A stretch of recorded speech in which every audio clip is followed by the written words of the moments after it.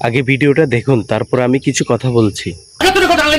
আমি 71 মিথ্যা না, 71 মিথ্যা না, 71-এর উপর এই দেশ, যারা 71 বলে না তারা সারা পাকিস্তানের তারা। আমি 71 100 বার, 1000 বার, লক্ষ বার শুনতাম। প্রতারণা আমার। আমি ভালো লাগে না, ভালো লাগে না, পাকিস্তান ভালো লাগে। 71 সালে আমার ডিফেন্ড করতে হবে। ভারতের দাম আমার প্রশ্ন থেকে আপনি প্রশ্ন লাগে বাংলা আমি অনুরোধ করছি। কথা বলবেন না, আমি অনুরোধ করছি। আমি অনুরোধ করছি, ঠিক আছে, আমি অনুরোধ করছি। আপনি একটু সিনিয়র রাজনীতিবিদ, পিছনের ইতিহাসের সঙ্গে বর্তমান জেনারেশনের কি সম্পর্ক? যখন জামাতের সঙ্গে বিএনপি রাজনীতি করছে তখন জামাত ধর্ষণ করে নাই, এখন জামাত ধর্ষণ করে। টকশোতে আসলে এই ধর্ষণ 71 এগুলো শুনতে ভালো লাগে না। কতদিন এই দেশে মানুষ একটু যদি বলেন, রাজনীতিতে যখন কোনো এজেন্ডা থাকে না, তখন যে বলা থাকে না, ওই সময় ধর্ষণ নিয়ে আসে, 71 নিয়ে আসে। বিএনপিতে যে সব লোক এই ক্ষমতার অংশ পায় নাই, তারা এখন জামাতকে সমানে গাড়ি দিচ্ছে। আমি দুদু ভাইকে আমি অনেক উপরের দিকে এইভাবে তাকাই, মানে উনি একজন ছাত্র নেতা ছিলেন, তারপরে উনি বিএনপি ভাইস চেয়ারম্যান। উনি হঠাৎ করে 71 এবং নারী নির্যাতনের কথা নিয়ে আসলেন। 71 সালে কি হয়েছে, তার সঙ্গে বর্তমান মব কালচার, বর্তমান আইন শৃঙ্খলা পরিস্থিতির কি সম্পর্ক আমরা প্রত্যেকেই জানি। একজন সরকারি দল করে, একজন বিরোধী দল করে।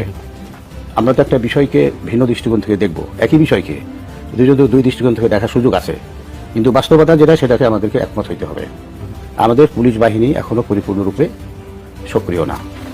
পুলিশ বাহিনীর মধ্যে এখনো কিছুটা ট্রমা কাজ করতেছে। আমরা তো বিভিন্ন ক্ষেত্রে ঘুরতেছি, আমার আসলে এই গত কয়েকদিনে দেখেছি বেশ কয়েকটা ঘটনা ঘটেছে।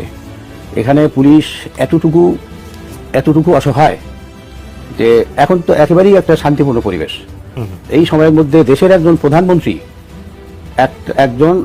একটা মেয়ে রেপ হয়েছে, হত্যা হয়েছে, তাকে দেখতে যাবে, সেখানে সেনাবাহিনীর উপস্থিতি ছাড়া পুলিশ তার নিরাপত্তা বিধান করতে সক্ষম নয়। তো এই হলো পরিস্থিতি। এই বাস্তবতাটা আমাদের স্বীকার করতে হবে।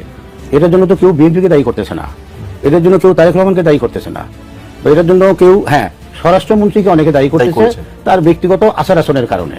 উনি স্বরাষ্ট্রমন্ত্রী না কোন মন্ত্রণালয়ের মন্ত্রী, আমরা সংসদে বসে যদি সাউন্ড না করতাম তাহলে ওনাকে থামানোই যেত না।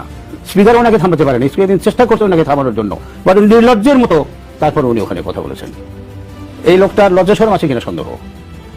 উনি স্বরাষ্ট্র মন্ত্রণালয় বাদ দিয়ে উনি অন্য কাজে বেশি ব্যস্ত। এই লোকটা একটা প্রশ্নবিদ্ধ লোক, এই লোকটা ঐতিহাসিকভাবে একটা প্রশ্নবিদ্ধ লোক। উনি হঠাৎ করে কোথা থেকে আসলেন, কিভাবে গিয়েছিলেন? জুলাই বিপ্লবের যে কষ্ট, এটা যে রক্তক্ষরণ, এটা সম্পর্কে উনি কি জানে? উনি কিছু জানে? উনি তো জানেন না।